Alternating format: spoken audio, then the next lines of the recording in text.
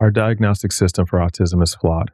Therapists here with a personal opinion on diagnosis. Our diagnostic system for autism is flawed, especially for adults who have learned social skills or masking behaviors over time. Autism is your operating system. Just because it's functioning at a level that's considered a low support need doesn't change the fact that you might be autistic. Just because you don't meet the full criteria for autism spectrum disorder doesn't mean you aren't autistic. To use an example of a challenge in diagnosing things, let's look at depression.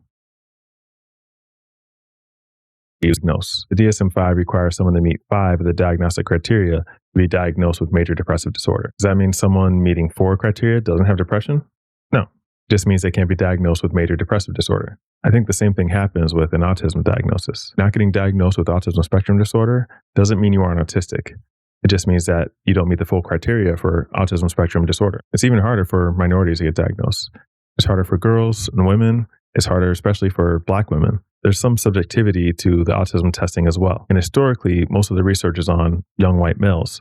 So you can imagine that a young Black is not going to present the same, which skews the viewpoint a bit. There's been some improvement in this area, but there's still a ways to go. It's really hard for adults to get diagnosed because many have learned how to be successful in their career or academically or socially, but the diagnostic criteria doesn't fully account for how difficult it is to be successful. Subjectively, the outcome seems the same as a neurotypical person, so people assume the internal process was the same. I know someone personally that is undiagnosed but suspects they're autistic. If you only look at their ability to navigate a situation, in that moment, you would say they're successful and probably neurotypical. But if you look at how it affected them internally and the mental gymnastics they had to use, how it took them days to recover, and how they've even gone nonverbal a few times after some intense social situations, it lines up more with the experience of people with autism spectrum disorder. While this friend can look you in the eye during a conversation, like a neurotypical might, you can't see the toll it is taking on them internally to do so. So if you suspect that you're autistic, you've taken all the online tests, people have suggested it,